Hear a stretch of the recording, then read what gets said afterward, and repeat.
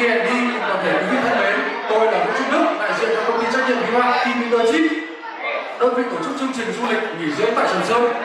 Lần này trước tiên cho tôi xin phép được cảm ơn và gửi lời chào trân trọng đến quý công ty đã tin tưởng và lựa chọn đơn vị chúng tôi là người bạn đồng hành trong chuyến đi ý nghĩa này.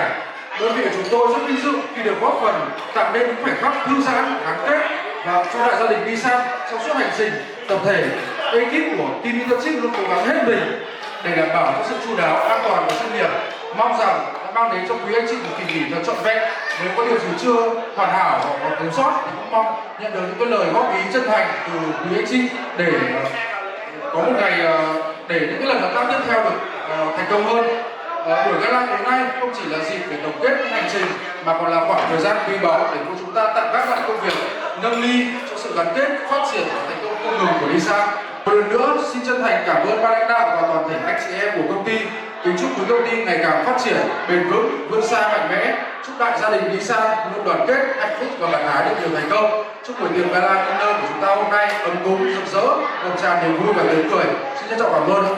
Kính thưa quý vị đại biểu, thưa toàn thể anh chị em Lisa thân mến, trong không gian ấm cúng và ý nghĩa của buổi tối gala dinner hôm nay, tôi vô cùng xúc động và tự hào khi được đứng đây thay mặt ban lãnh đạo công ty Lisa gửi tới toàn thể cán bộ, công nhân viên lời chào trân trọng, lời cảm ơn chân thành và lời chúc sức khỏe, hạnh phúc, thành công. Anh chị em thân mến, Lisa không chỉ bán chiếc ghế massage, chúng ta trao gửi giải pháp chăm sóc sức khỏe, sự thư giãn và yêu thương đến từng gia đình. Và để làm được điều đó, điều quý nhất chúng ta có không phải là công nghệ mà chính là con người. Hãy cùng nhau tiếp tục vững tin, đoàn kết và cháy hết mình vì mục tiêu chung. Chúng ta không chỉ đang xây dựng một thương hiệu mà đang cùng nhau xây dựng một giá trị bền vững, một Lisa nhân văn và mạnh mẽ. Một lần nữa xin được tri ân tới tất cả các anh chị em.